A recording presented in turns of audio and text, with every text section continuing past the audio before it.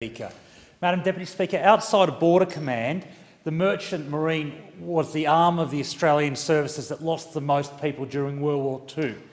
In fact, we lost 3 iron boats, 2 off my particular region of the Hunter Valley and Central Coast. Today I met with Ben from Belmont, Daniel from Shoalhaven and Jesse from Caves Beach, and Ben and Daniel have joined me in the chamber today.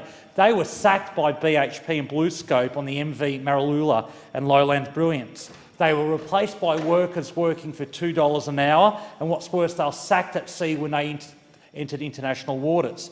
Now, BlueScope made a $1.6 billion profit this year. BHP made a $12 billion profit this year and avoids paying tax through their Singapore marketing hub. For these companies that claim to be pillars of the Australian society, one in fact claims to be the big Australian, to sack Australian workers and to replace them with foreign workers on $2 an hour is a disgrace. It is an un-Australian move. It is an act aided and abetted by a Liberal government that has given up supporting Australian workers if they ever tried to, a government intent on attacking workers. This is not a temporary trade. Moving iron ore around this country to steel smelters is not a temporary trade. It is by definition a permanent and regular trade, same as the attacks on the aluminium trade, the bauxite trade. What next for this government? Replacing truck drivers? Because this is the equivalent.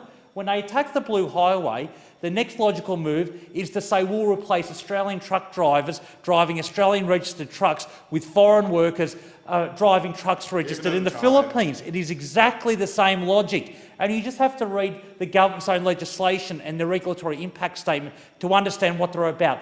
The legislation they want to move and get through this parliament brags about sacking 1,000 maritime workers. That is the only cost saving from that policy change. Well, I'm here to say that I and all my Labor colleagues will stand up with the maritime workers. We stand with Jesse, we stand with Ben, we stand with Daniel and the thousands of Australian seafarers who are out of work right now because of the neglect and the angry attitude of this government.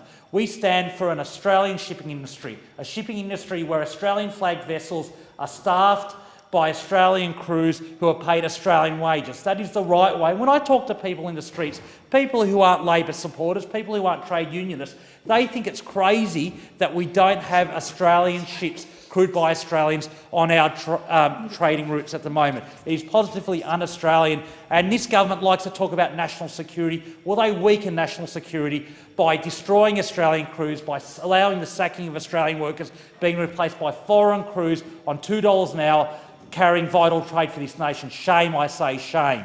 I thank the